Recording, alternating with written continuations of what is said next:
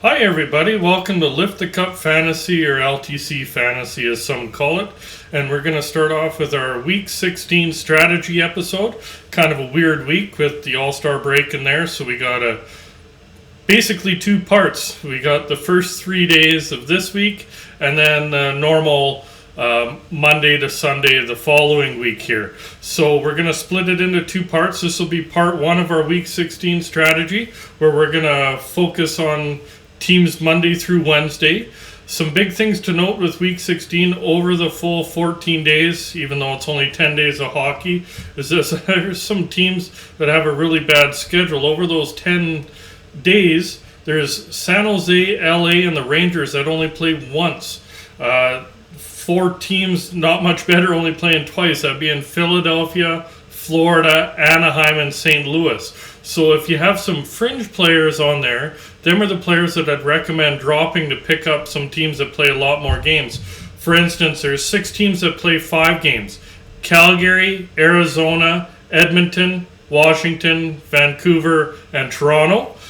New Jersey plays 6 games over those 10 nights, and Ottawa plays 7. Too bad Batherson got hurt, but we'll go into some players for Ottawa that you can look at also. So we're going to focus on those 3 nights. We're going to look at the off nights, Monday and Wednesday first, because there's only 5 games on Monday, 4 on Wednesday, and where there's 11 Tuesdays. So Tuesdays kind of less options because you'd have more of your roster actually playing. So look in the timeline. We are going to split it up into Monday and Wednesday, them being the light nights, defensemen and forwards. Then we'll look at Monday and Tuesday, defensemen and forwards, and then Wednesday, defensemen and forwards. That way, if you don't catch the episode till after Monday and you still need an ad, or if you have seen it and you need a D-man one night, forward the next, just come back, look in the description, and you'll be able to find what you need. A little bit easier if you do subscribe. That way it's easier for you to find the video later. And we'll get right into it. Monday and Wednesday teams are Chicago, Detroit, and Edmonton. So for defensemen, from Chicago, Seth Jones isn't available, so the next best option is Eric Gustafsson. He's only owned in 1% of Yahoo leagues. I look at it, when Jones was out, he did have 4 points in 4 games there. Since then, he's had 1 assist in 3 games since Jones has been back. But he does play on the first power play unit, even ahead of Jones. So there is some opportunity there, so I'd look to stream him maybe on Monday or Wednesday. From Detroit, I look at Philip Hronek. He's only owned in 21% of Yahoo leagues. But if you look at it, he has 6 points in his last 8 games. So even though he's shadowed by Seider, there is some upside there. And he does average over, in those last 8, he's had 10 blocks, 17 shots on goal. So if your league considers that, that's something to look at. And from Edmonton, I look at Evan Bouchard. He's owned in 43% of Yahoo leagues, and he's had a really good season so far. He's had 22 points in 39 games. He even adds more value since Barry's out with an injury right now. He does play on the second power play when Barry's in the lineup. First power play now that Barry's out.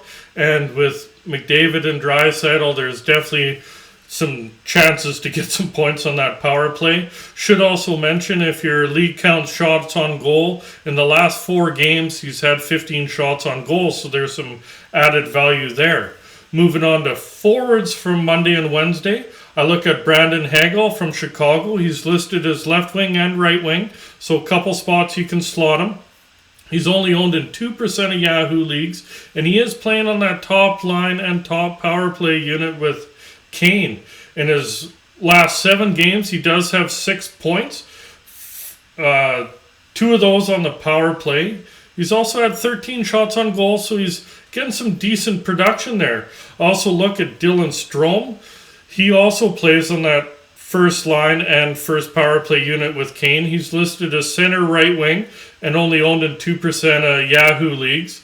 In his last 8 games, he's had 9 points, so he's over a point per game, and 5 of those 9 points have been on the power play. Another option from Chicago, especially if your league considers face-off wins, is Jonathan Toews. But I would look at the other two first, just more because of their offensive production. From Detroit, Lucas Raymond. He's listed as left wing, right wing, owned in 60% of Yahoo leagues. He does play on the first line and first power play unit. He's been a little quiet of late, but you can't deny his offensive talent and production. Even with being quiet, he has 34 points in 43 games. He doesn't get you a lot of the blocks and hits, but he does have 87 shots on goal, so definitely look at streaming him. Robbie Fabry's another one from Detroit. He's listed as center left wing, only owned in 7% of Yahoo leagues. And in his last 5 games, he's averaging a point a game. He has 3 goals, 2 assists. And in those 5 games, he has 16 shots on goal, so averaging over 3 shots on net. That's definitely some added value there. From Edmonton, I do look at Jesse Puljujarvi. He's listed as right wing, owned in 40% of Yahoo leagues.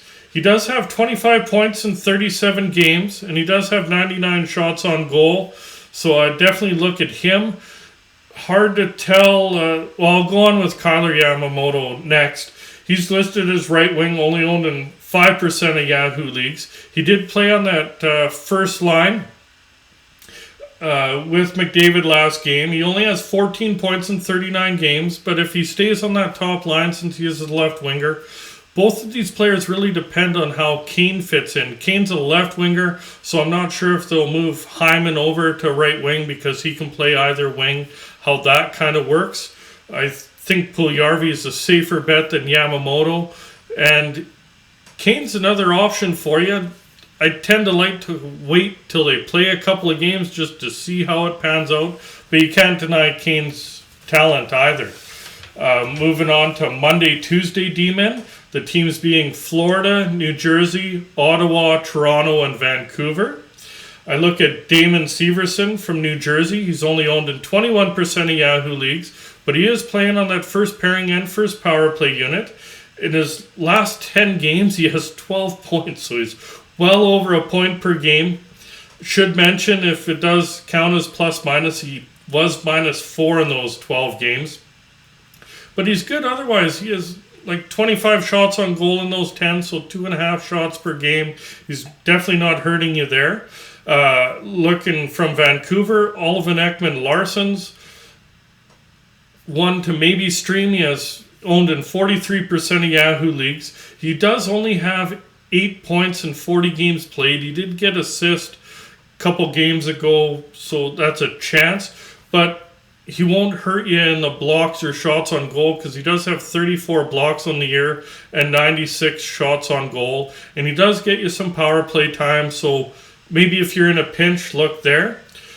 Forwards for Monday and Tuesday, I look at Carter Verhaeghe from Florida. He's owned in 67% of Yahoo leagues, so it might be harder to find him. But he does play on that top line with Barkov, and he's listed as center left wing, so a couple of spots you can go. And he does have 34 points in 42 games. So, yeah, the production is there, and 89 shots on goal, so he definitely gets you some shots there. Another one from Florida is Anton Lundell, listed just as a center, owned in 21% of Yahoo leagues. Florida's really high on him. And in his last 9 games, he's playing on the third line. He does get some power play time on the second unit. But as a third line center, he has 9 points in the last 9 games. If they ever bump him up the lineup, it'd be amazing what he can do. So definitely look at him. He was also +7 in those 9 games. So if your league considers plus minus, that's definitely something to consider. Moving on, New Jersey, I look at Jesper Bratt. He's listed as left wing, right wing, only owned in 55% of Yahoo leagues. Surprised it's not a little higher, actually. But in his last 7 games, he has 5 goals, 5 assists, 10 points. So he's well over that point per game, playing with Hughes, sometimes Heeshire. And he does have 18 shots on goal, so he gets you a decent amount of shots. Speaking of Heeshire, he's another one to look at streaming. He's listed as a center, only owned in 29% of Yahoo leagues, but he does get first unit power play time. He does have 24 points in 35 games. And he did have a little bit of a slow start. He's slowly been picking it up. And 24 and 35, that's pretty decent production for a streamer, I think. Next one from Ottawa is Tim Stützle, listed as center left wing, only owned in 34% of Yahoo leagues. And in his last 15 games, he has 12 points, those being 6 goals, 6 assists, so even there. And he's had 38 shots on goal. And with Batherson being out for 2 months, and Norris, he had an MRI today, so hard to say how that comes up. Stützle could be bumped up to that top line center unit. If Norris is available, that's somebody else to consider because he's slated to be on the top line with Batherson out for, they figure, at least 2 months with that high ankle sprain. Moving on to Toronto, I look at Ilya Mikheyev, listed as left wing, right wing, only owned in 15% of Yahoo leagues. He is playing on the second line with Tavares, and he does play on the second power play unit. He's only played in 10 games this year, so hard to tell how it's going to pan out long term. But he's had a good start in those 10 games. He's had 7 points, 6 of them being goals. And he's had 29 shots on goal, so almost 3 shots a game. That's really, really nice value there. Also, Michael Bunting. He's listed just as a left wing, only owned in 18% of Yahoo leagues. Reason I mentioned him, he's been really quiet. He hasn't had any points in the last 2 games, but before that he was on a 5-game point streak, and he does play on that top line with Matthews, so there's definitely chance to get, I keep mentioning piggyback points, but ride your stars that might counter somebody that you're playing in your league. Moving right along with Tuesday, Wednesday D-men, teams being Arizona, Calgary, and Washington. From Arizona, I look at Shane Gostisbehere. He's only owned in 39% of Yahoo leagues, but he's had a fairly good season. In 41 games played this year, he has 26 points. He has 79 shots on goal and 56 blocks. So there's, besides him getting you some points, if those secondary stats are in your league, that's definitely somebody to look at. If there is plus minus, you're definitely going to eat some minuses being from Arizona. But those other 2 categories, they might counteract that. Moving on to Calgary, I look at Rasmus Andersson, owned in 35% of Yahoo leagues. He does play on the top pairing and the top power play unit. He's over a half point per game. He has 20 points in 39 games. And in his last 5, he has 4 points in those 5 games. And in those 5 games, he had 8 blocks and 16 shots on goal. So averaging almost 2 blocks, block and 3/4 per game, and over 3 shots per game. It's really nice value from the back end. Moving on is Noah Hannafin from Calgary, only owned in 6% of Yahoo leagues. And he does play on the second power play unit. He has 17 points in 38 games this year, but he also on a bit of a hot streak. He has 4 points in the last 4 games. Last one I want to mention from Washington is Dmitry Orlov. He's owned in 50% of Yahoo leagues. He is really streaky. He goes in stretches where he goes 6-7 games without a point, and then he'll put 5 points in 3 games. Kind of weird thing. So you kind of have to roll the dice and hope you catch him on a hot streak. But he does have 19 points in 40 games, so he's almost half point per game. But even if he didn't get you a point, he is plus 15 on the year, so there's a chance to add some value there. And he does have 70 hits if you're in a banger league. Moving on to forwards from Tuesday, Wednesday, I look at Clayton Keller from Arizona. He's listed as left wing, right wing, only owned in 38% of Yahoo leagues. He's up to 33 points in 41 games on the year, but in his last 14 games, he has 10 goals, 6 assists for 16 points. And he has 67 shots in those 14 games. Gets you a ton of points. Another option possibly is Travis Boyd. He's listed as center right wing. The only reason I mention him is that he is playing with Keller right now on that second line and first power play unit. And in that, he has 4 points in his last 5 games played. Moving on, I look at Blake Coleman from Calgary. He's listed as left wing, right wing, only owned in 30% of Yahoo leagues. He had a very, very slow start. Maybe the contract that he got this summer was on him. But in his last 10 games, he's starting to turn it around. He's has 4 goals, 3 assists for 7 points. And throughout the year, he's really been good at getting you a consistent amount of shots on goal and hits. They've been good if you're in a banger league, or even the shots on goal and regular scoring, etc. Looking elsewhere, Connor Sheary from Washington. He's listed as left wing, right wing, only owned in 3% of Yahoo leagues. He does play on slated to play on the second line right now and second power play unit. He's been up and down the lineup. He's really produced when he's been in the top 6, and then if he drops down to the third line, the production's trailed off. Right now, since he is playing on that second line and second power play unit, that's somebody to possibly stream for you. So we'll be out later in the week with part 2 of our strategy session, which will look more at games played for the Monday through Sunday portion of the second half of the week. Just because it is a bit more of a balanced schedule.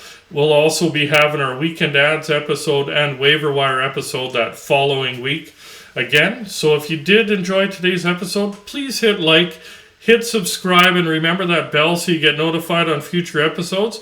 And good luck to a start of the Week 16 schedule there, guys. Hope we get you a win.